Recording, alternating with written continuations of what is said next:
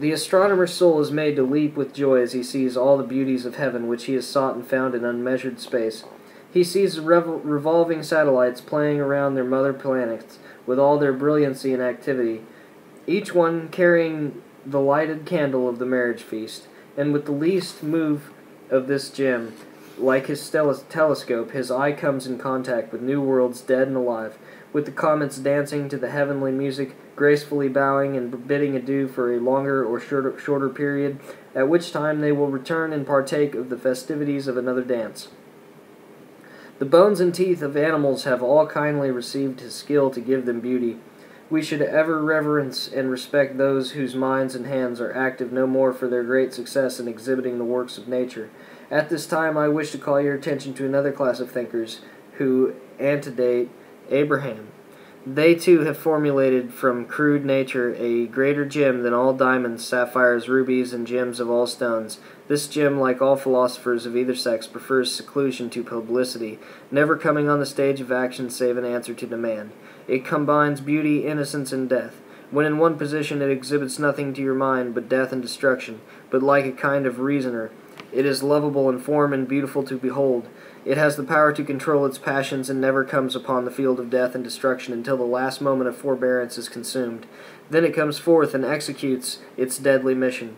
That it may be a gem of great purity and usefulness, the mineralogists and chemists have exhausted their store of knowledge and passed over to the skilled mechanic this once crude metal known as steel to formulate the blades of a knife, which its useful jaws to clamp the blade with spring to hold in position the shunt is the emblem of innocence.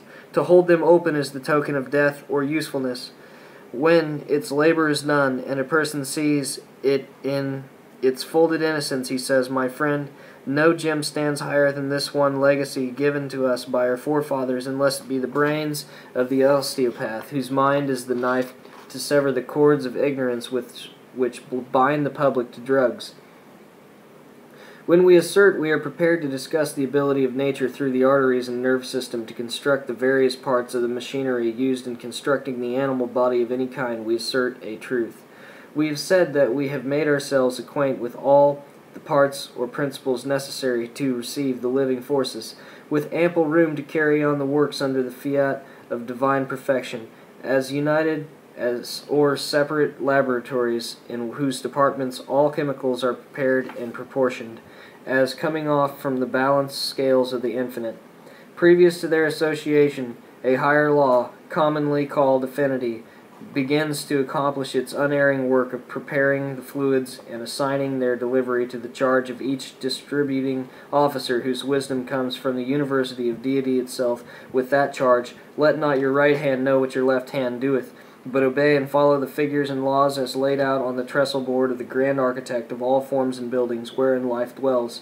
We should ever bear in mind that as the 26 letters of the alphabet, when properly placed, can be so associated as to represent all languages and tongues, thoughts and conclusions of all the people, of all the eternities of the past and all to come, and that in the human book of life there are possibly 26,000 letters to be comprehended with all their associations of words or letters, which represent a principle as definitely as associations of any two or more letters of the English alphabet can represent a sound or name.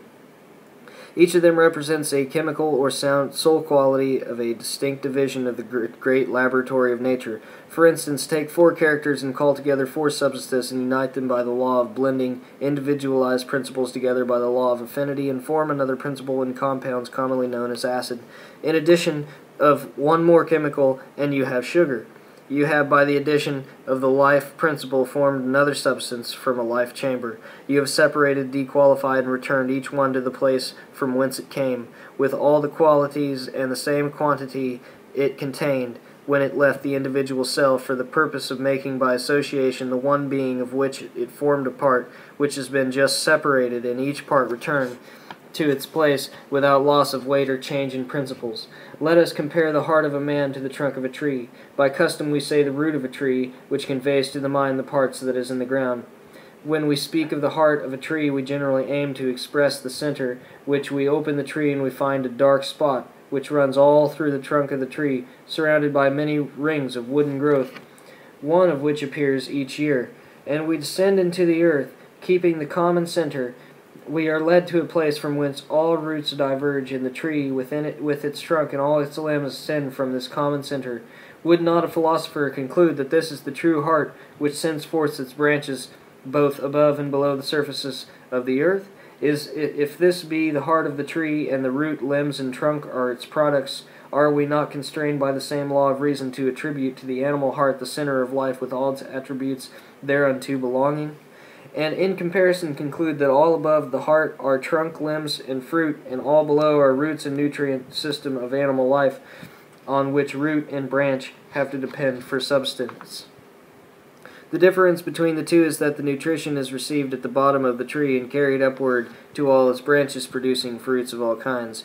In man, the nutrition is received at the upper part of the body, and like unto trees, proceeds to perform the duties of construction. When completed, he exhibits fruits below the heart or root of constructiveness, which is known as the offspring of such beings.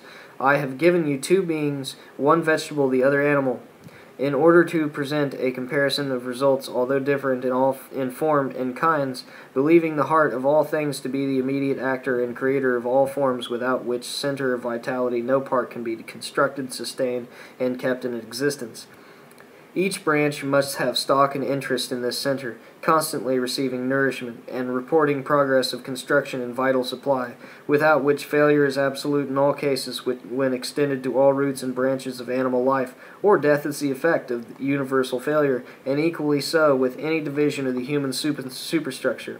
The harmony of life must come in its fullest and perform all duties thereunto belonging to the atoms of the finest nerve, to the congregated sum total of the whole animal body, or death will be the result.